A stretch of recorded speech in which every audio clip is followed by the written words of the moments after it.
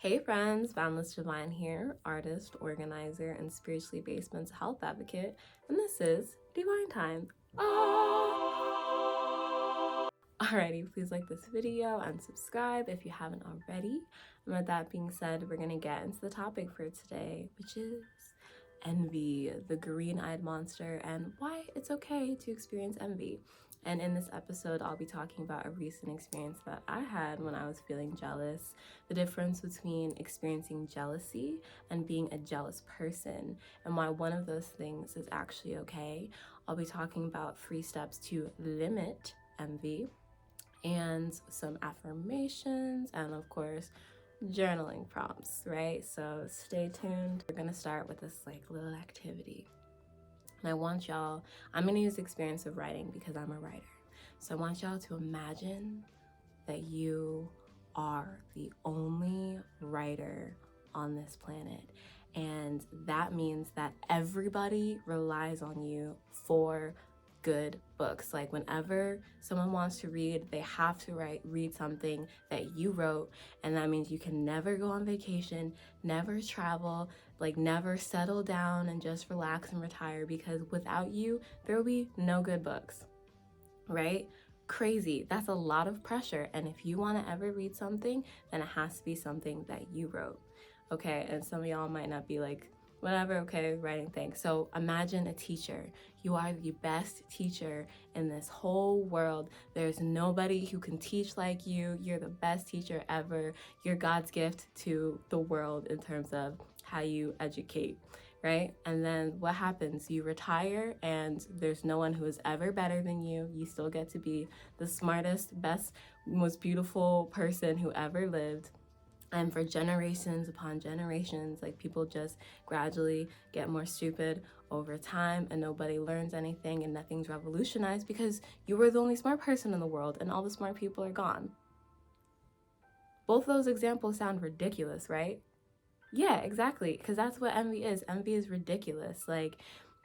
We compare ourselves to other people and try to compete with them, but it's why? Our lives are enriched because of the gifts of the people who are around you. Like I said, I'm a writer, but y'all, I read a lot. That's why I have my story time that I do when I read aloud, because I read a lot, and I notice that the times when I'm reading more, my writing is so much better because you learn. I'll read and I get inspired, so it does more harm to be envious and try to compete with people, because at the end of the day, even if you have something that is your niche, you don't want to be the only person in that niche, because it's lonely and you can't learn from that. I made this episode because, I saw this girl recently. She came up on my YouTube algorithm. She's a Black woman, and she was talking about this thing that I was planning on talking about recently.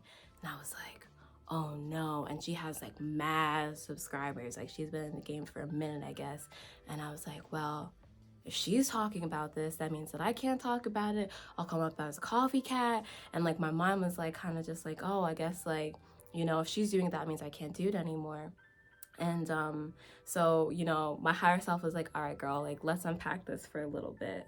And so when we talk about so I was experiencing jealousy in that moment because I saw this girl who's doing something that I liked, and I was like, oh, that means that I can't do it. And that was coming from a scarcity mindset, not thinking that there was enough for her to shine and for me to shine. But when you think about humility, right? And I'm gonna check my notes. So humility is important. Oh, my kitty said hi. Humility is important because if we are able to truly love ourselves, then we are able to truly love others. Exactly. So I was jealous of this YouTuber because I'm just getting started. I'm not even a year in to YouTube yet. And I'm just super grateful for all the support that I have. But I just thought that the imposter syndrome kicked in, and I was like, this girl's out here being great, that means that I can't be great too. And so if I were to shift to a love mindset, right, one of my recent episodes, I asked at the end, what would love do? A love mindset is abundant. Love is abundance.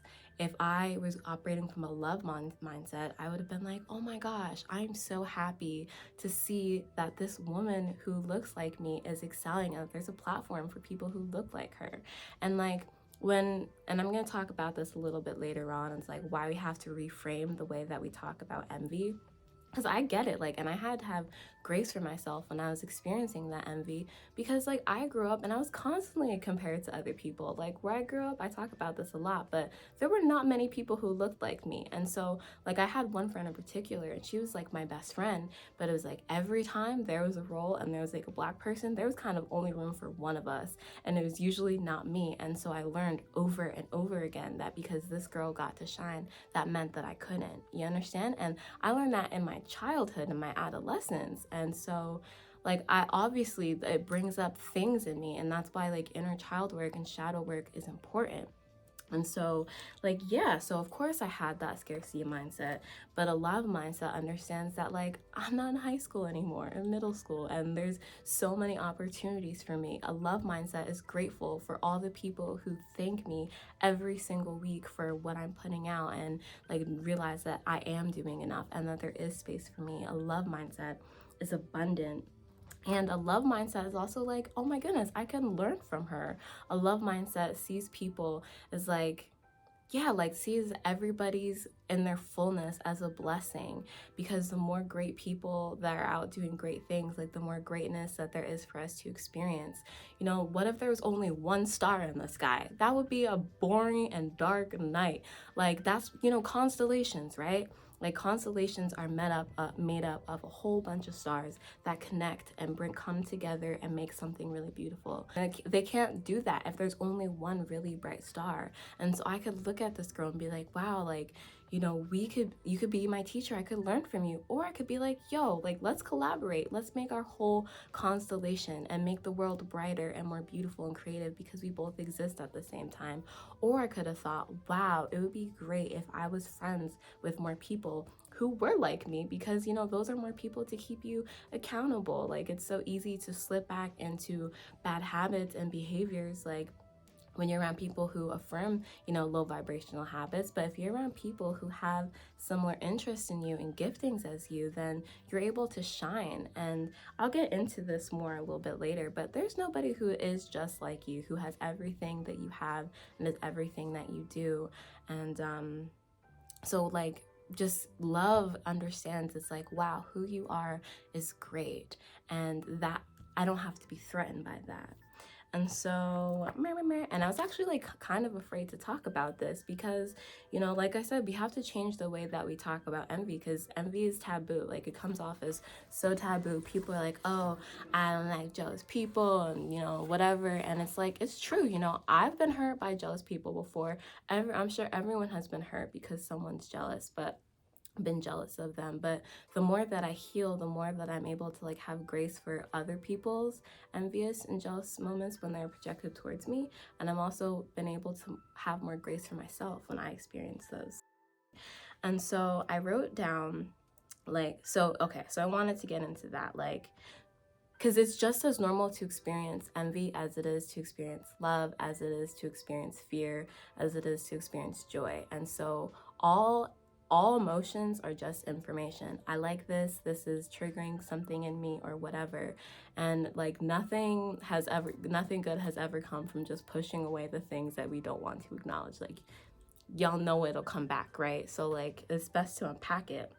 So I wrote out like jealousy is admiration plus fear.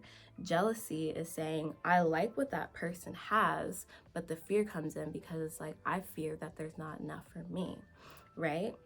And so the effects of jealousy are low self-esteem, wanting to quit and be like, well, like for example, the YouTuber, like, well, this girl's doing this thing, so I can't talk about it anymore.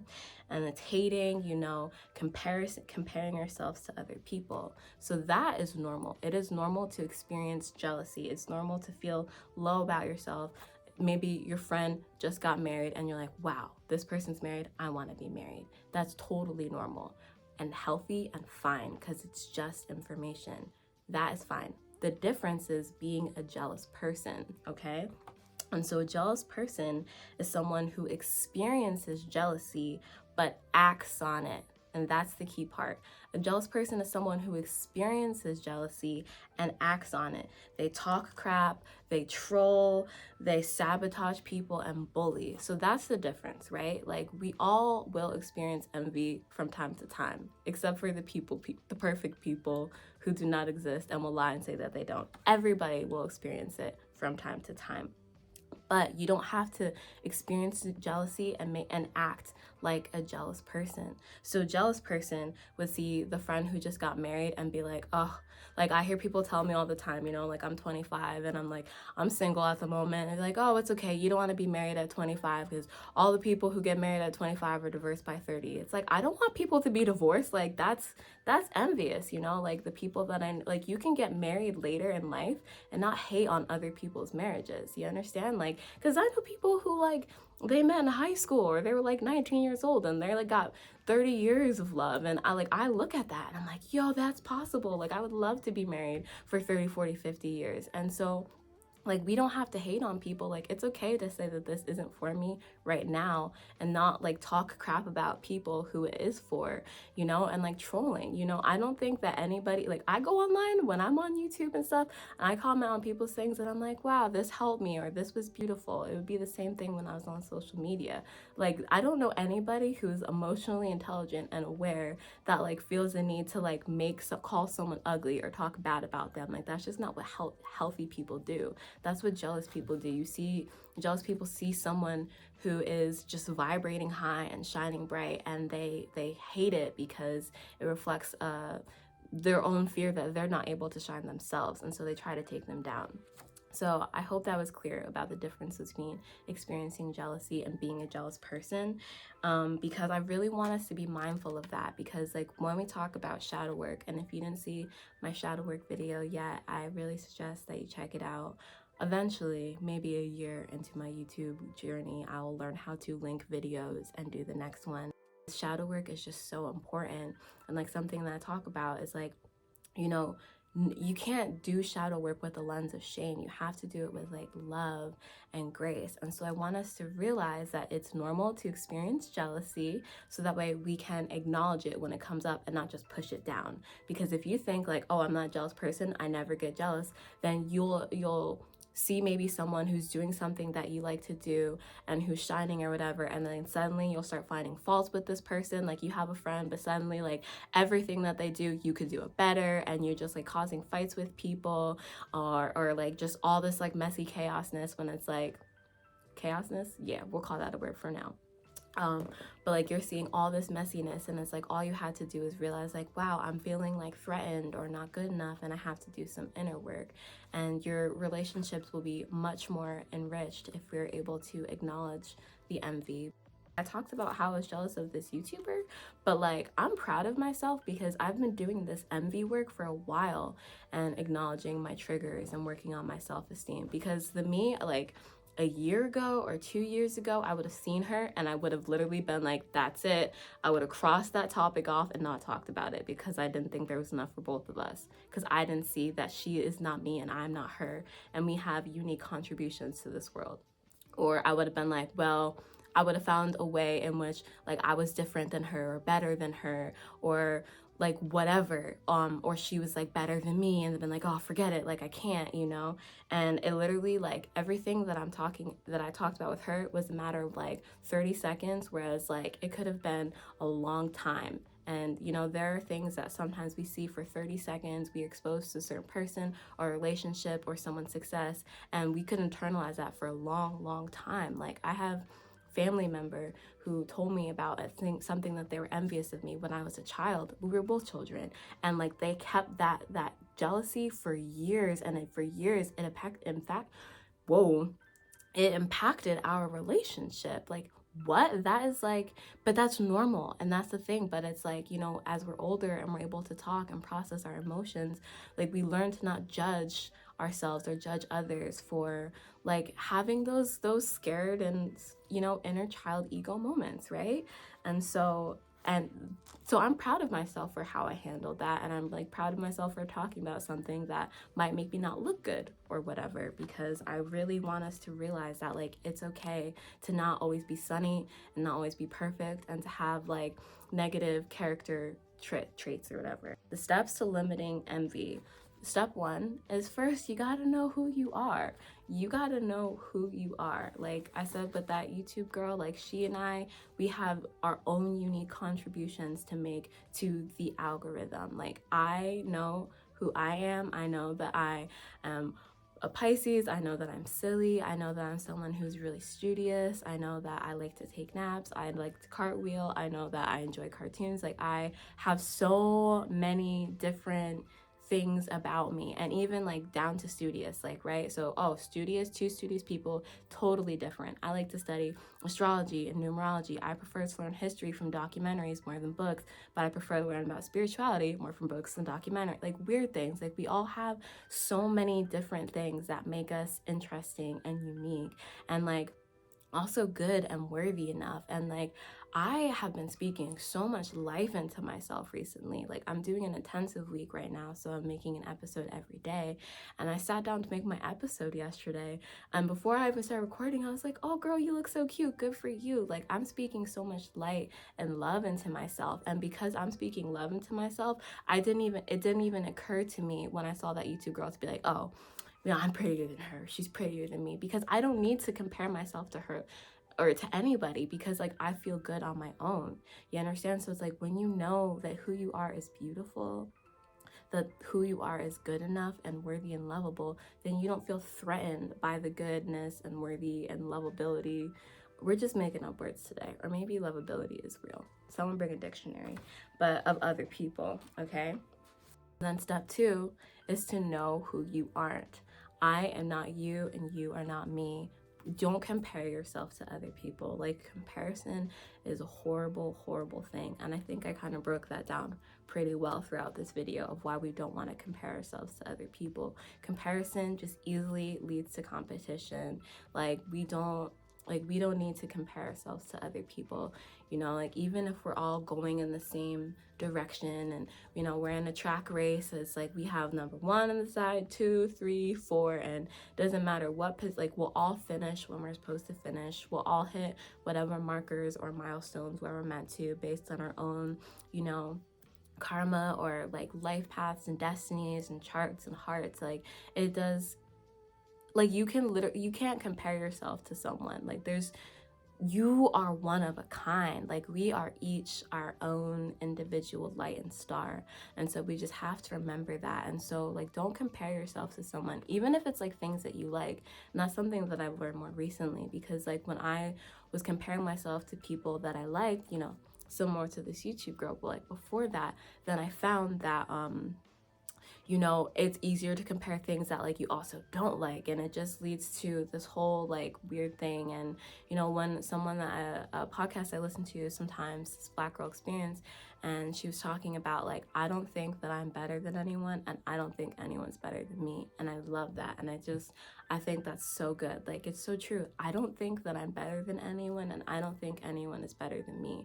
So it's like when you don't compare yourself to other people, you get to move into every situation knowing who you are and knowing who you aren't.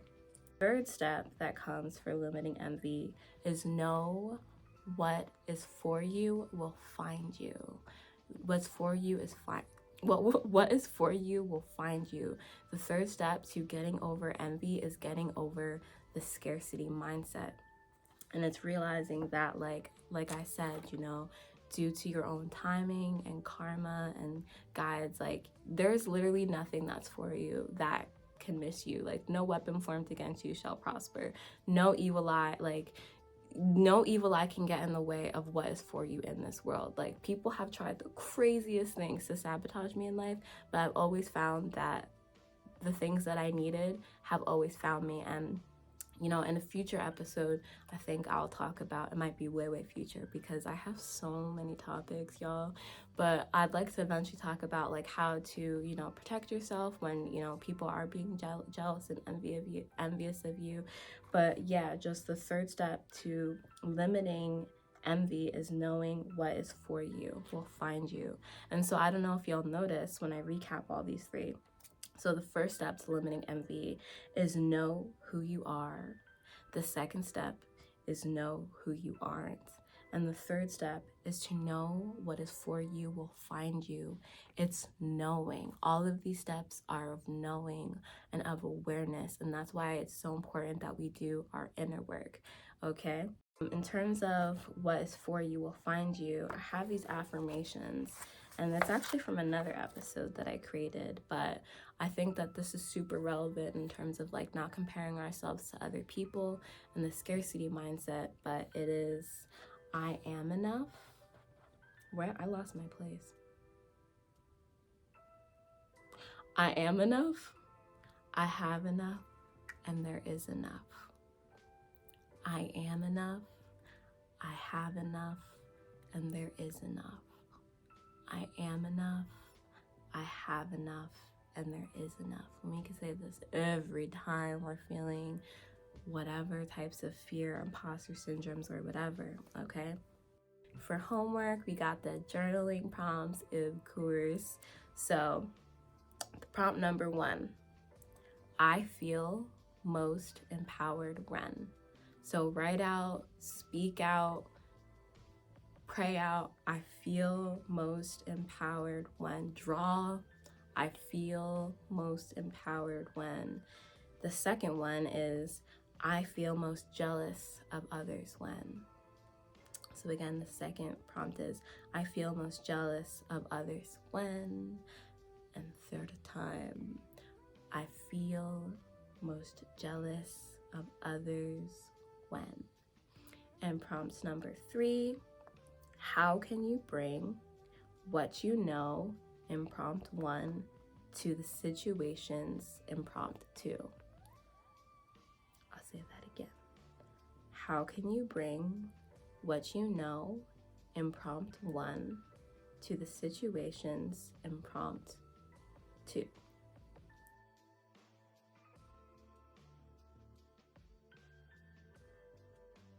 How can you bring, those feelings of empowerment, what makes you feel empowered, to the situations when you're feeling envious? Okay, so that's all I had for y'all today. Thank you for coming to another Divine Time YouTube episode. I am so grateful for the community that we are building. If you'd like to send me a little love donation for this energy exchange, I can be blessed via Cashapp and buy me coffee, both at boundlessdivine. And yeah, please share this video with someone that you think it'll help. Whatever. So the final blessing, remember that you are good and you are worthy and you are loved.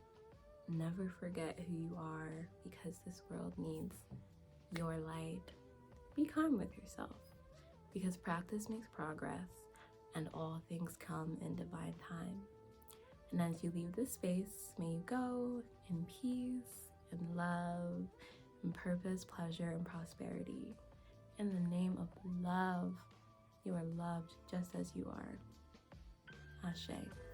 Peace.